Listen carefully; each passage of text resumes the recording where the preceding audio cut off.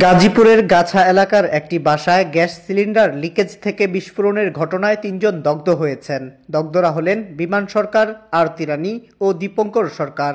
তারা বর্তমানে জাতীয় বার্ন ও প্লাস্টিক সার্জারি ইনস্টিটিউটে চিকিৎসাধীন রয়েছেন। সোমবার ৪ আগস্ট দুপুরের দিকে এই দুর্ঘটনা ঘটে।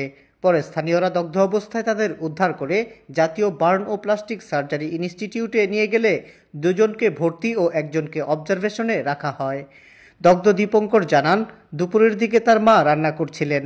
এ সময় হঠাৎ গ্যাস সিলিন্ডার লিকেজ থেকে বিস্ফোরণের ঘটনা ঘটে।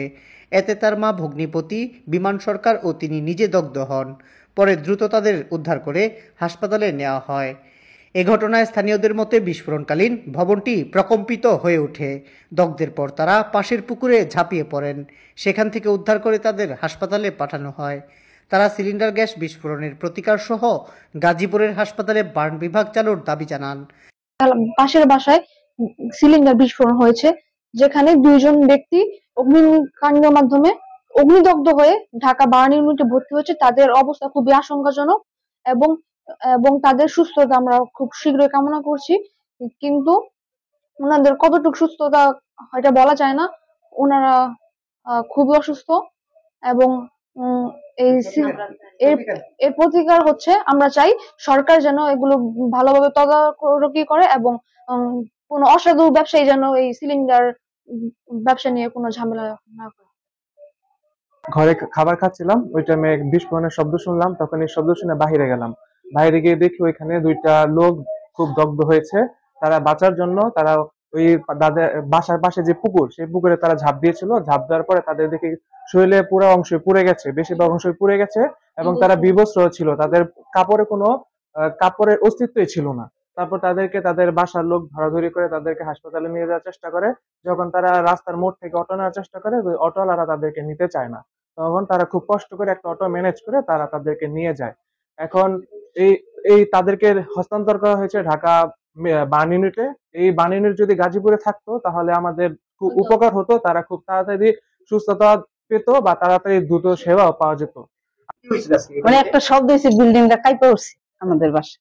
তারপরে দৌড়ে গেলাম, গিয়া দেখার পরে আমরা ওই সাইডে জানি, এই সাইডে দিয়ে নদী পুকুরের মধ্যে 2জন কি করতেছে, জাপ দিছে। তারপরে উড়াইলো, উড়ার পরে দেখি যে এরা পুরারা শৈল একেবারে কাপড় নাই, একেবারে চামড়া গিলা খালি খুঁয়ে খুঁয়ে করতেছে। তারপরে এই যে সিলিন্ডার গ্যাসটা আছে না, এটা বিস্ফোরণ হয়েছে। ওতে আগুন ধরছে, 2জন আহত হয়েছে, হাসপাতাল নিয়ে গেছে। আগুন টাগুন লাগছে, মানুষজন থেকে শুনছি, পরে আসছি ঘটনাস্থলে। পরে শুনলাম যে যিনি আহত হয়েছে, যে 2জন, ওনাকে হাসপাতাল নিয়ে যাওয়া হয়েছে। এখান থেকে স্থানীয় হাসপাতাল থেকে নিয়ে যাওয়া হয়েছে ঢাকা বার্নে। একটা ব্লাস্ট হওয়ার পরে 2জন দগ্ধ হয়েছে এবং দগ্ধর পরিমাণ বেশি হওয়ার কারণে তাদেরকে ঢাকা মেডিকেলে পাঠানো হয়েছে এবং পুলিশ প্রশাসন লোক আসছিল, এসে তারা তাদের কাজ করে গেছে। জাতীয় বার্ন ও প্লাস্টিক সার্জারি ইনস্টিটিউটের আবাসিক চিকিৎসক ডাক্তার শাওন বিন রহমান জানান, গাজীপুর থেকে দগ্ধ হয়ে 3জন এখানে এসেছেন। তাদের মধ্যে আরতি রানীর শরীরের 97%, বিমান সরকারের 95% ও দীপঙ্করের 1% দগ্ধ হয়েছে। আরতি রানী ও বিমান সরকারের দগ্ধের পরিমাণ বেশি হওয়ায় তাদেরকে নিবিড় পরিচর্যা কেন্দ্রে ভর্তি করা হয়েছে। দীপঙ্করের দগ্ধের পরিমাণ কম হওয়ায় তাকে জরুরি বিভাগের অবজারভেশনে রাখা হয়েছে। তাকে ছেড়ে দেওয়া হবে বলেও জানান তিনি।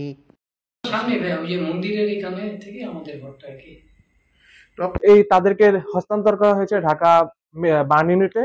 এই বার্ন ইউনিট যদি গাজীপুরে থাকতো তাহলে আমাদের খুব উপকার হতো। তারা খুব তাড়াতাড়ি সুস্থতা পেত বা তাড়াতাড়ি দ্রুত সেবাও পাওয়া যেত।